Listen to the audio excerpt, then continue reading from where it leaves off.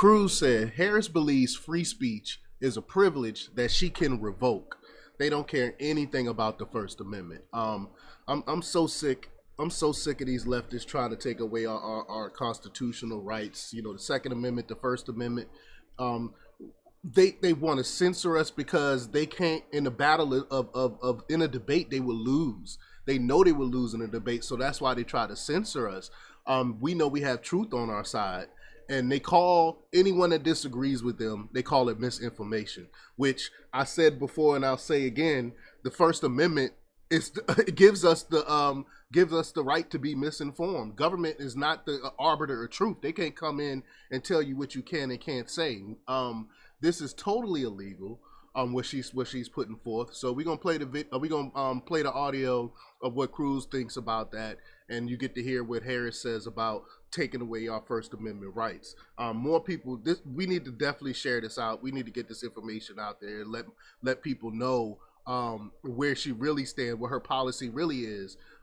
So we're gonna play the clip, but before we get started, go ahead and hit that like button, share this out so we can get this information out there. Subscribe if you're not already a subscriber, and hit that alarm bell so you know when I'm putting out new stuff. Also, check out my link tree in the description. It has a link to my Patreon. That's where I talk about things that I can't talk about here. There's also a link to my Instagram and my X account as well. So follow me there as well. All right, so let's talk about this news now. This comes from the Daily Wire News, and they report that Senator Ted Cruz warned this week that past remarks from Vice President Kamala Harris indicate that she would be a serious threat to America's First Amendment rights if elected as president.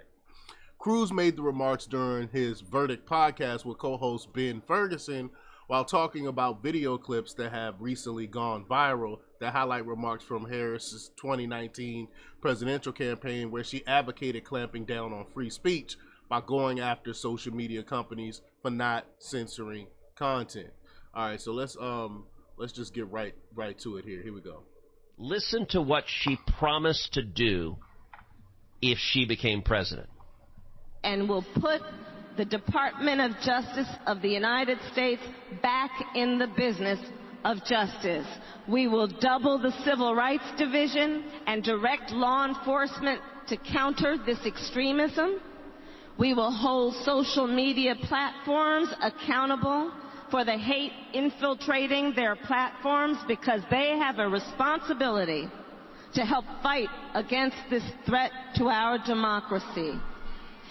Now, let me tell you something. I'll be on places like Gab and stuff, and I'll be seeing some of the racist comments that be on there and stuff like that. But, you know, people hate people because of the color of their skin. Some of those people still do exist. I mean, I'm not going to deny that.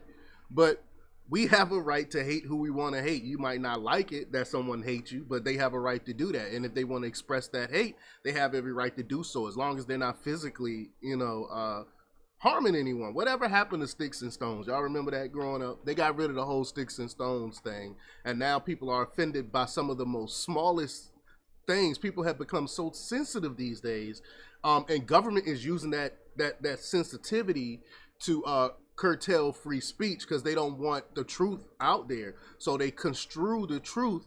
They call the truth misinformation as a way to stop the information from getting out there, i.e. Hunter Biden laptop, what really happens with the jab and stuff like that. Government don't want you to be informed, so they call it misinformation, and that's not right. And even if it is misinformation, even if it is hate, our First Amendment right says we have a right to do that. So and government hate that they have the constitutional constraints against them, and they're bit by bit trying to get rid of those restraints. And if you profit off of hate, if you act as a megaphone for misinformation or cyber warfare, if you don't police your platforms, we are going to hold you accountable as a community. Wow. Hold you accountable. And who is it that's going to hold you accountable? The United States Department of Justice. That is a threat to X, to Facebook, to every social media site, to every internet site, to every media site. If you dare, what she says is, if you act as a platform for misinformation, and understand, What she means by misinformation is anything she disagrees with. Yep. If AKA it is not 50% of America, you must silence. Yes. And the Department of Justice is going to do it. We will hold you accountable. She's threatening government power to force censorship, and if big tech doesn't go along with it, the Department of Justice will come after it. You know, Jonathan Turley, does that mean, let me ask you this real quick. Yeah. Does that mean, when you say come after, I think people need to understand what that means. Like, we hear that and we think, okay, it's going to be like a parking ticket. I don't think that's what she means. But there's a lot of people like, well, that just means you're going to get like a little fine. I think what she means is what they've done so far with people they don't like. They want to put you in jail. They would be locking up people that work at these companies as the threat, and massive fines that could bankrupt companies. Yeah, and we already seen, it's a man in prison right now for a meme that he put out on Twitter before the 2020 was it 2020 or the 2016 election? I think it was the 2016 election. He put a meme out there. It was a joke. Everyone knew it was a meme. It was, and he got locked up for it. They called it election misinformation, and they locked this man up for it. This is crazy. This is crazy for words. People are literally getting locked up and censored for words. Well, to understand that they want to put you in jail, look at what they're doing on January 6th. The prosecution from January 6th, the Department of Justice, Jack Smith, is trying to prosecute Donald Trump. And you know what they're using as a basis for the prosecution? Tweets he sent. He sent tweets, and they're trying to put him in jail for it. By the way, we covered in this podcast a couple of weeks ago, in the United Kingdom, they sentenced a man to 20 months in jail for a Facebook post. Yeah, 20 that was months. just a couple weeks ago. That is happening right now.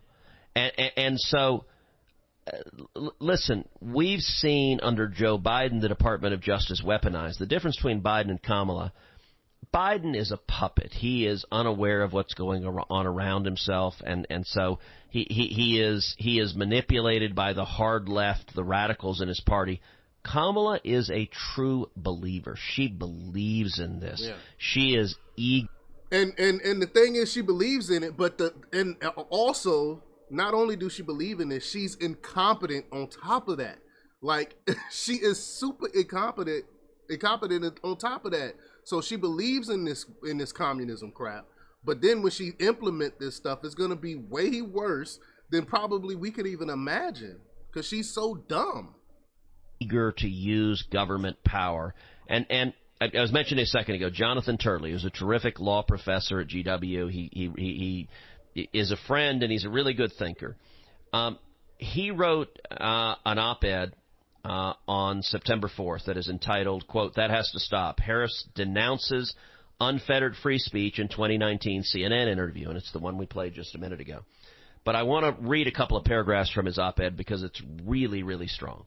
Here's how he opens, quote, "I previously wrote how a Harris-Walz administration would be a nightmare for free speech. Both candidates," that would be Harris and Walz, have shown pronounced anti-free speech values. Now, ex-owner Elon Musk and former independent presidential candidate Robert F. Kennedy Jr. have posted a Harris interview to show the depths of the hostility of Harris to unfettered free speech. I have long argued that Trump and the third-party candidates should make free speech a central issue in this campaign. I agree. That has not happened. Kennedy was the only candidate who was substantially and regularly talking about free speech in this election. Yet Musk and Kennedy are still trying to raise the chilling potential of a Harris-Walz administration. And then I want to focus on the end of Turley's article because it's really good. He's talking about the end of it. He says, quote, "For free speech advocates, the 2024 election is looking strikingly similar to the election of 1800. One of the greatest villains in our history, discussed in my book, was President John Adams, who used the Alien and Sedition Acts to arrest his political opponents, including journalists, members of Congress, and others. Many of those prosecuted by the Adams administration were Jeffersonians. In the election of 1800, Thomas Jefferson ran on the issue and defeated Adams. It was the only presidential election in our history where free speech was a central issue for voters. It should be again. While democracy is really not on the ballot this election, free speech is. Yeah. Professor Turley is exactly right. That is powerful. It is profound. It is true. And I've spent my entire adult life fighting to defend the Constitution and the Bill of Rights and free speech in particular. I am passionate about free speech, and you and I are ringing the alarm bells. The threat that Kamala Harris and Tim Walz pose to free speech, it is greater than any candidate in our lifetime and greater than any candidate in 2 centuries. I 1,000% agree with Ted Cruz on that. Not only the First Amendment is at risk, our Second Amendment is at risk. Our economy is at risk. Our entire country is at risk with the open border policies. I'm telling you, I know I said this time and time again, but I'm going to say it again, and I'm not being hyperbolic. It will be the end of the United States as we know it if God forbid, Kamala Harris wind up winning this election. But y'all let me know what y'all think about this. Leave your comments down below. Like, share, and subscribe, and check out jjthepsychotherapist.com for the latest in news. Until next time, peace.